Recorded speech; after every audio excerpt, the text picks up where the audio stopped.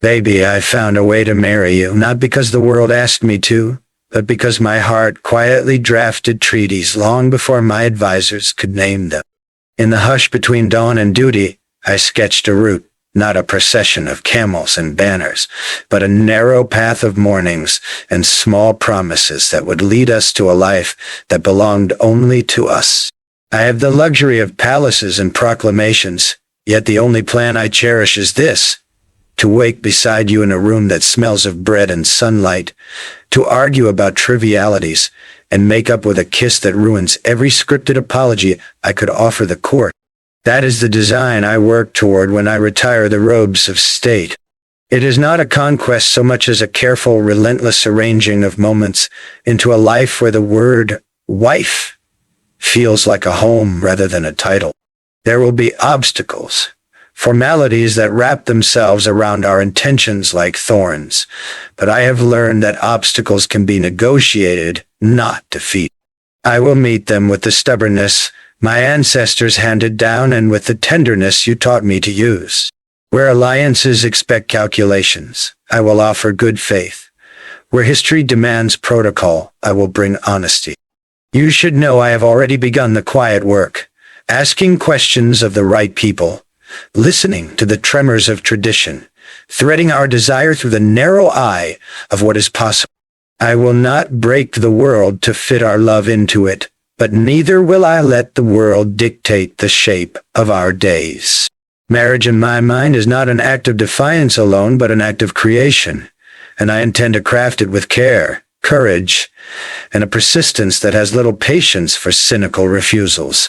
I imagine the day we make it official as less a ceremony for the world and more a ritual for ourselves. I do not crave a pageant where we perform our roles for 1,000 eyes. Instead, I want a gathering where the people who matter most witness an exchange that is private even as it is public. That there be music that feels like our laughter, words that sound like promises we have already kept in secret, and a silence afterward that is not awkward but full of the life we have chosen. I want to see you wear something that reveals your spirit more than your status, and I want to stand before you stripped of the performance I learned to wear so well. When I place my hand in yours, it should be a sealing of habit and of hope, a commitment to the small, stubborn tasks of love, mending what breaks, keeping what is precious, and returning each day to the decision to be together. Do not believe for a moment that I speak without understanding the gravity of vows. I have watched treaties signed and then violated. I have seen promises made under banners and later undone in the private dark. That is why my pledge to you is crafted in actions before words. I will marry you because I have already married you in the ways that matter. In my fidelity, when temptation presented itself in polite forms. In my patience, when your stubbornness pressed against my pride. In my protection that respects your freedom rather than confines it. These are not empty gestures. They are the scaffolding upon which vows should rest.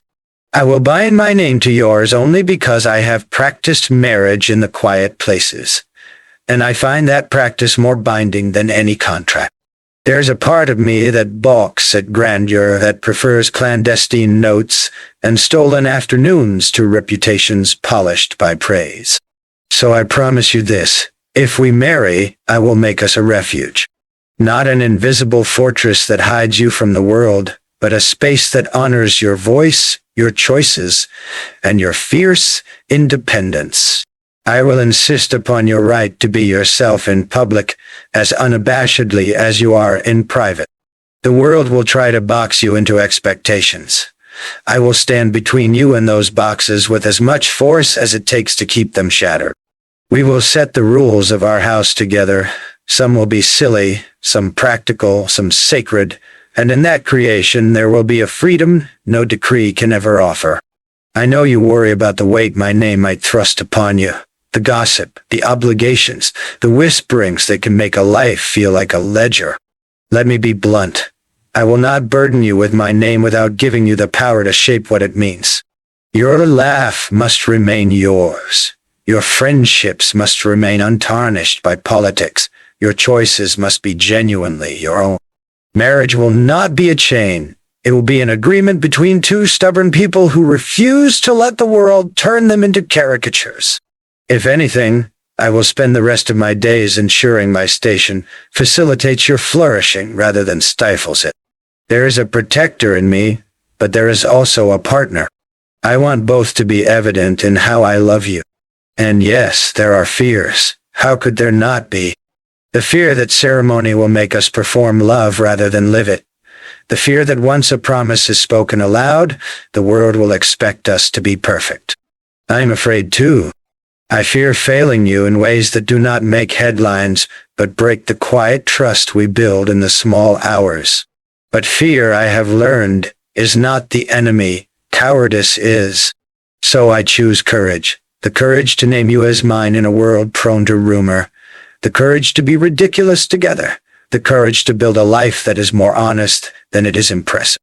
I choose the sometimes mundane bravery of showing up again and again, and being willing to apologize and to repair. That is the foundation upon which I intend to place my ring. There will be those who say love is a luxury for people who do not know the cost of legacy. To them I say, legacy is not merely monuments and lists. It is also the lives we inhabit and the tenderness we leave behind. I would prefer a legacy of tenderness over a ledger of conquest. Marrying you will not be an abdication of responsibility.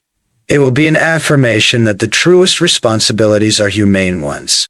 I will continue to lead, to learn, to be responsible to my people, but I will lead with you, your counsel, your intuition, your moral clarity at my side. Imagine how much better a decision can be when it has been weighed in two honest hands, instead of one proud, lonely mind. If you still fear the pomp and the politics, let us imagine another scene. No banners, no sermon, only a quiet room where we exchange simple vows we write ourselves.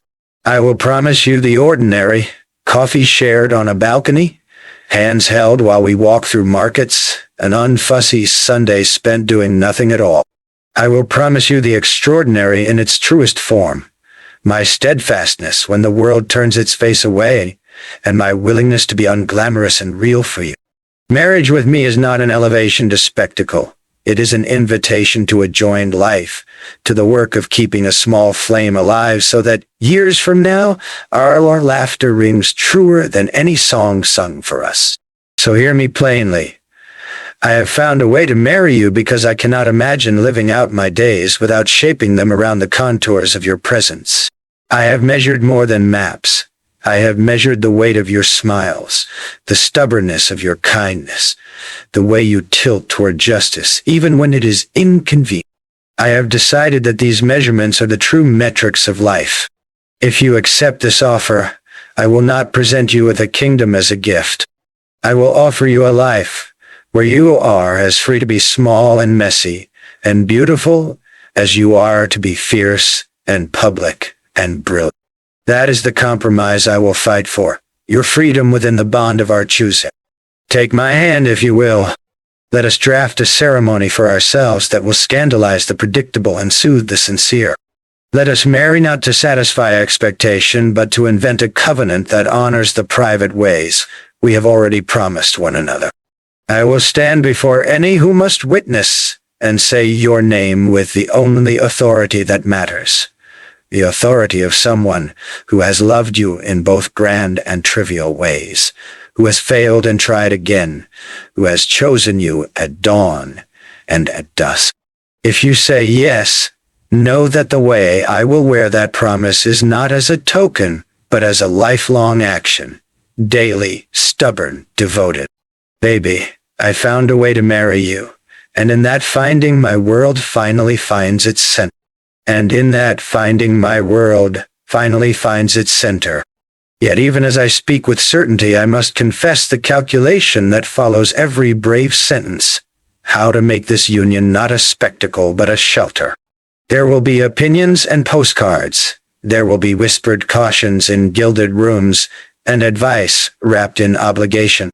I have learned to listen to counsel without letting it become a chain. I will hear my elders, because respect is not rebellion, but I will also refuse to let caution drown the thing that keeps me alive. I will negotiate with patience and with stubbornness, and where compromise would betray you, I will stand immovable. I will take the sliver of protocol and bend it into a bridge rather than let it become a wall. For you, I will attend every ceremony if need be, but I will carve from the hours of public life a private sanctum where your laughter is not a headline, but simply the music of our home. There is a practical side to promises that I do not like to admit, because it strips romance to ledger lines, but I will speak plainly for your comfort. I will rearrange duties. I will renegotiate calendars so that duties that once required my absence will be shared, redistributed, or delayed if your presence asks for my prioritizing. I will ensure that whatever obligations our station imposes will not consume the small mercies of daily life, meals together, a morning walk, a stubborn disagreement about whether the toast is better burned or not. I will set boundaries with the world in a way that honors both of us. Publicly, I will be the prince they expect. Privately, I will be the man who brings you the warm cup because he noticed you mentioned you were cold 2 days ago. Those acts will be my doctrine. They will be the way I consecrate love in the face of endless expectation.